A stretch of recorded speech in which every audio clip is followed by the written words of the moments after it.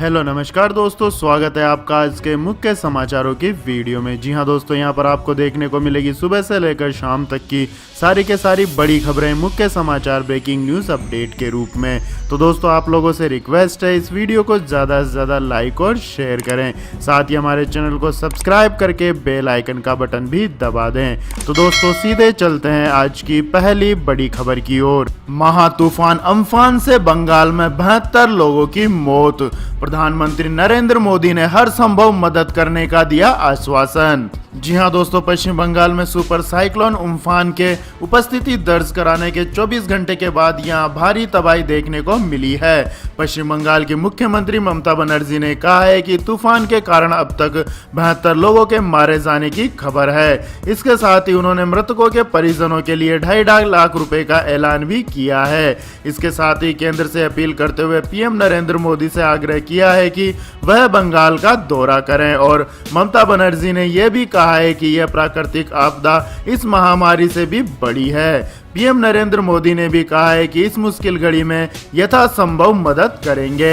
इसके बाद दोस्तों रुक करते हैं अगली बड़ी खबर का। देवेंद्र फडणवीस बोले, उद्धव ठाकरे अनुभवहीन मुख्यमंत्री, इस महामारी से निपटने के लिए नहीं ले पा रहे हैं निर्णय। जी हां दोस्तों, इस महामारी से संक्रमित मरीजों की संख्या में महाराष्ट्र टॉप पर है। अकेले महाराष्ट्र में 40,000 के करीब मामले सामने आ चुके हैं। लगभग 1400 लोगों की जान भी जा चुकी है। राज्य के पूर्व मुख्यमंत्री और भारतीय जनता पार्टी के वरिष्ठ नेता देवेंद्र फडणवीस ने उद्धव ठाकरे सरकार पर निशाना साधा है। उन्होंने कहा है कि महाराष्ट्र सबसे प्रभावित राज्य है। मुंबई के हालात देखकर लगता है कि प्रदेश सरकार के हाथ से स्थिति नहीं संभल पा रही है। फडणवीस ने कहा कि पहले लॉकडाउन से ही राज्य सरकार गलती करती गई। मुख्यमंत्री नए हैं, उन्होंने कोई प्रशासनिक अनुभव नहीं है। उन्होंने कहा कि उद्धव ठाकरे निर्णय लेने से डर रहे हैं, वह बहुत हद तक नौकरशाही पर निर्भर हैं। तो दोस्तों देवेंद्र फडणवीस की बातों से आप कहां तक सहमत हैं, कमेंट करके अपनी राय दें। इसके बाद दोस्तों जानते हैं अगली बड़ी खबर। रेल मंत्री पीयूष गोयल का ऐलान, 2-3 दिनों में रेलवे स्टेशन के काउंटर से टिकट बुक कर पाएंगे यात्री। जी हां दोस्तों, इस महामारी की वजह से देश में लगे लॉकडाउन का आज 59वां दिन है। रेल मंत्री पीयूष गोयल ने देश भर के लोगों को एक बड़ी राहत देते हुए मंगलवार को 200 स्पेशल नॉन एसी ट्रेनों की सेवाओं को फिर से शुरू करने की घोषणा की थी। इन ट्रेनों के लिए गुरुवार से बुकिंग भी शुरू हो गई है। इस बीच रेल मंत्री ने बताया कि आज से ट्रेन टिकटों की बुकिंग देश भर में लगभग 1.7 लाख कॉमन सर्विस सेंटर पर शुरू हो गई है। वहीं अगले 2-3 दिन में कुछ चुनिंदा रेलवे स्टेशनों पर जाकर यात्री काउंटर रिजर्वेशन करा सकेंगे। इसके बाद दोस्तों जानते हैं अगली बड़ी खबर। छत्तीसगढ़ में राजीव गांधी किसान न्यास योजना की हुई शुरुआत, कृषकों के खाते में डाले गए 1500 करोड़ रुपए। जी हां दोस्तों, पूर्व प्रधानमंत्री राजीव गांधी के शहादत दिवस पर सोनिया गांधी और राहुल गांधी की विशेष उपस्थिति पर मुख्यमंत्री भूपेश बघेल ने अपने मंत्रिमंडल के सहयोगियों के साथ छत्तीसगढ़ के किसान के लिए राजीव गांधी किसान न्यास योजना का शुभारंभ किया है। सोनिया गांधी और राहुल गांधी नई दिल्ली से वीडियो कॉन्फ्रेंसिंग के जरिए शामिल हुए। इस योजना का शुभारंभ कार्यक्रम मुख्यमंत्री भूपेश बघेल के रायपुर स्थित निवास कार्यालय में आयोजित किया गया। आपकी जानकारी के लिए बता दें दोस्तों, यह देश की अपनी तरह की पहली योजना है और इस योजना के तहत धान, मक्का और गन्ना उत्पादक किसानों के खातों में लगभग 5700 करोड़ रुपए की राशि किसानों को खेती किसानी के लिए प्रोत्साहित करने, उन्हें उपज का सही दाम दिलाने के उद्देश्य से आदान सहायता के रूप में दी जाएगी। यह राशि 4 किस्तों में किसानों को दी जाएगी। आज इसकी पहली किस्त के रूप में 1500 करोड़ रुपए की राशि आज डीबीटी के माध्यम से किसानों के खातों में ऑनलाइन ट्रांसफर कर दी गई है। तो दोस्तों किसानों के लिए छत्तीसगढ़ सरकार की इस पहल के बारे में आप क्या कहना चाहेंगे, कमेंट करके अपनी राय दें।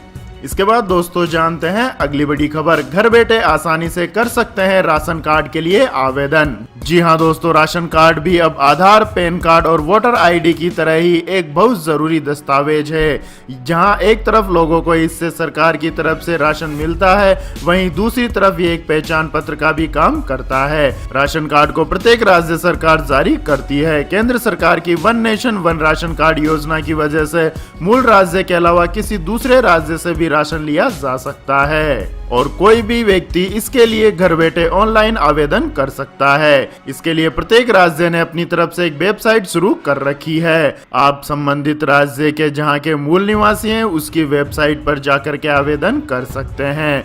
और राशन कार्ड दो तरह का बनता है, एक बीपीएल कैटेगरी और एक बिना बीपीएल कैटेगरी का। आय के हिसाब से आप यह चुन सकते हैं कि कौन सा राशन कार्ड के लिए आपको आवेदन करना है। इसके बाद दोस्तों जानते हैं अगली बड़ी खबर। रूस से S-400 मिसाइल सौदे को लेकर भारत पर प्रतिबंध लगा सकता है अमेरिका। जी हां दोस्तों, अमेरिका की एक शीर्ष राजनयिका ने कहा है कि रूस से कई अरब डॉलर की S-400 मिसाइल प्रणाली खरीदने के कारण भारत पर अमेरिकी प्रतिबंधों की आशंका अभी भी बनी हुई है। साथ ही उन्होंने जोर देकर कहा कि भारत को प्रौद्योगिकी तथा प्लेटफॉर्मों के लिए रणनीतिक प्रतिबद्धता देनी होगी।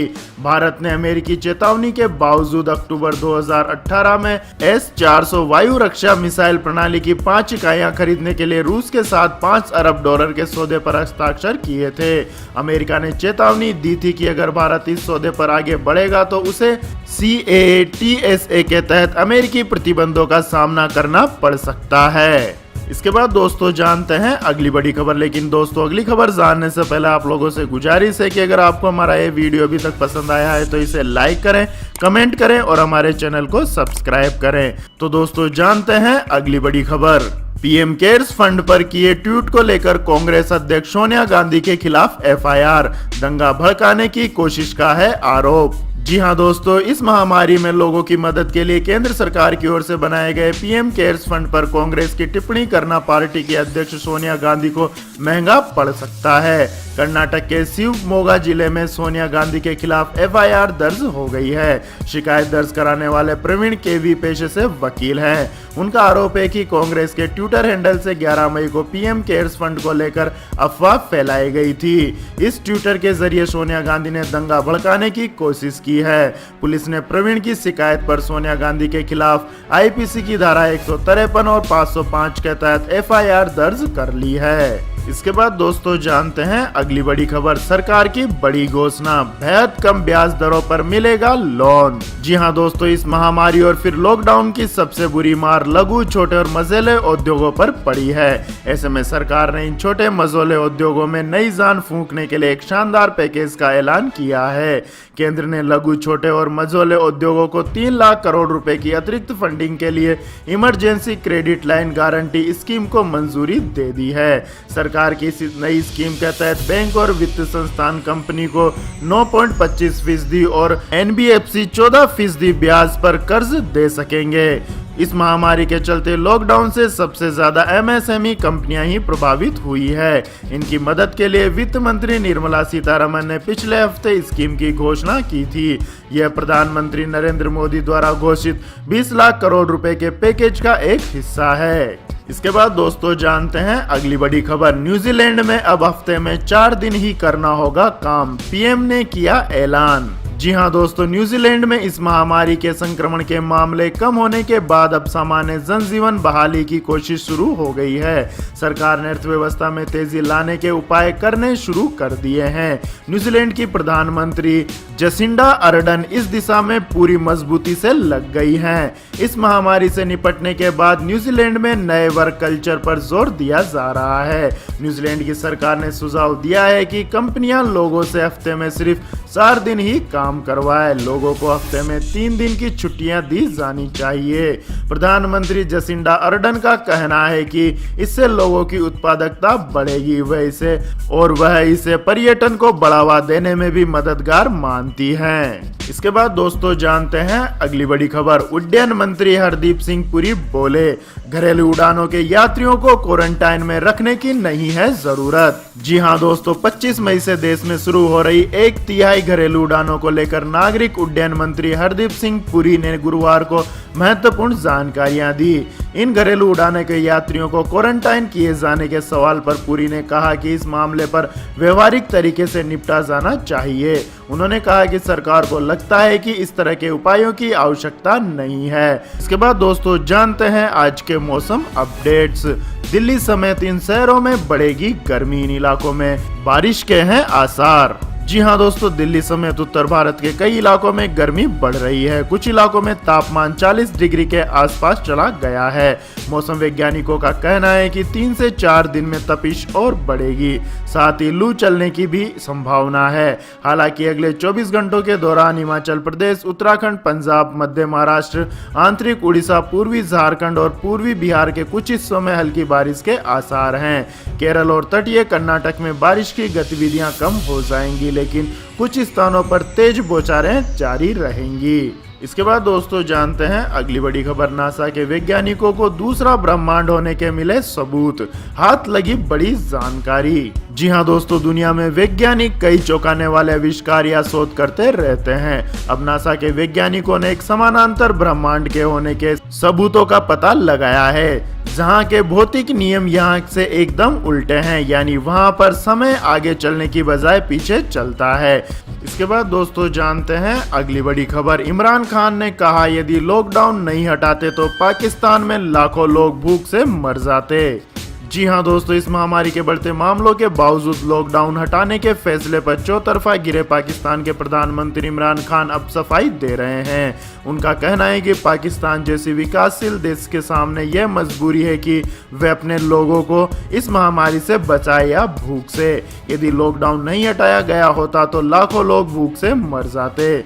विश्व आर्थिक मंच को वीडियो लिंक के माध्यम से संबोधित करते हुए इमरान खान ने इस महामारी के दौर में विकासशील देशों की आर्थिक कमजोरियों पर प्रकाश डालते हुए कहा है कि हमें एक दोहरी चुनौती का सामना करना पड़ा है। हमें वायरस के प्रसार को रोकना है, लेकिन सबसे बड़ी चुनौती यह भी है कि हमारी आबादी और बढ़ती गरीबी पर लॉकडाउन के प्रभाव को कैसे कम किया जाए। आपकी जानकारी के लिए बता दें दोस्तों, पाकिस्तान ने 1 महीने तक चले लॉकडाउन को 9 मई को हटाने का ऐलान कर दिया था। इसके बाद दोस्तों जानते हैं अगली बड़ी खबर। कोटक महिंद्रा बैंक में वीडियो कॉल के जरिए घर बैठे खोल सकेंगे बैंक अकाउंट। जी हां दोस्तों, इस महामारी के कारण देश में जारी लॉकडाउन को देखते हुए प्राइवेट सेक्टर के कोटक महिंद्रा बैंक ने ग्राहकों को वीडियो के जरिए केवाईसी की परमिशन दे रहा है। इससे किसी भी जगह से अकाउंट खोलने में आसानी होगी। बैंक ने अपने आधिकारिक बयान में कहा है कि यह सुविधा केवल सेविंग अकाउंट के लिए है। वीडियो कॉन्फ्रेंसिंग केवाईसी सिस्टम के तहत कोटक महिंद्रा बैंक में कोटक 811 सेविंग अकाउंट खोलने के लिए ग्राहकों को आधार और पैन कार्ड देना होगा। इसके लिए सबसे पहले ग्राहकों को बैंक की आधिकारिक वेबसाइट पर जाकर नया अकाउंट खोलने के लिए रिक्वेस्ट डालनी होगी। इसके बाद बैंक का एक अधिकारी ग्राहक के साथ वीडियो कॉल पर केवाईसी प्रक्रिया को पूरा करेगा। बैंक ने बताया कि इस पूरे वीडियो को सेव किया जाएगा। इसके बाद दोस्तों रुक करते हैं अगली बड़ी खबर का। एयरटेल ने लॉन्च किया 251 रुपए का नया डाटा वाउचर, मिलेगा 50 GB हाई स्पीड डाटा। जी हाँ दोस्तों, टेलीकॉम कंपनी एयरटेल ने अपने यूजर्स के लिए 251 रुपए का नया 4G डाटा वाउचर पेश किया है। यह voucher 50 GB high speed data के बेनिफिट के साथ आ रहा है।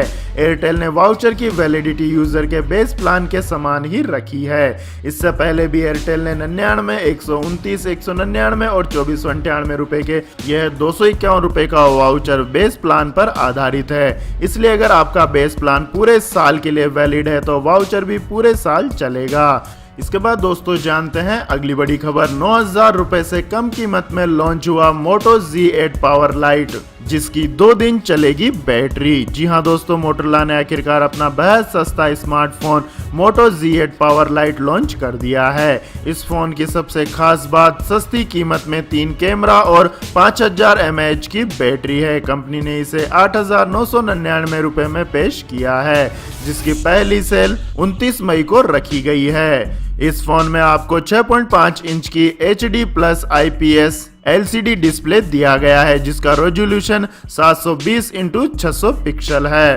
फोन में MediaTek Helio P35 प्रोसेसर मौजूद है। मोटोरोला के इस फोन में Android Pie 9.0 आधारित स्टॉक एंड्रॉइड दिया गया है। मोटोरोला ने इस फोन को आर्टिक ब्लू और रॉयल ब्लू कलर वेरिएंट में उपलब्ध कराया है। तो यह थी दोस्तों आज की सभी महत्वपूर्ण बड़ी खबरें। तो दोस्तों आपको हमारा यह वीडियो कैसा लगा कमेंट करके जरूर बताएं और हमारे इस वीडियो को अधिक से अधिक लाइक और शेयर करें। साथ ही हमारे चैनल को सब्सक्राइब करके बेल आइकन का बटन भी दबा लें। धन्यवाद। जय हिंद, जय भारत, वंदे मातरम।